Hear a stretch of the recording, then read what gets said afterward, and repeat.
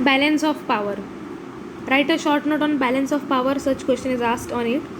Balance of power is a theory or a method in international relations which suggests for balancing power or to make oneself strong.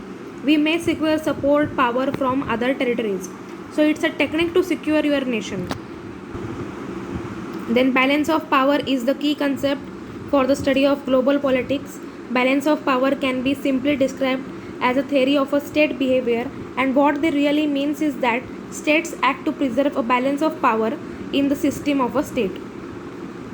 A state act to preserve a balance of power in the system to prevent any one of the states from dominating all the others. Now we will see the example means one of the state from these A, B, C, D, E from these states becomes powerful. If one of the state from this phi becomes powerful, then it can conquer or dominate other states. So balancing of power is necessary. It can be done in many ways.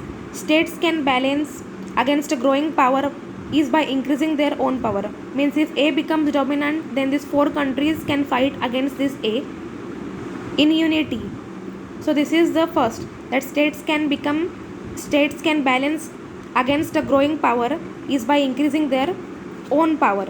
And second method is if increasing our power by ourselves is not possible, then we can make alliance.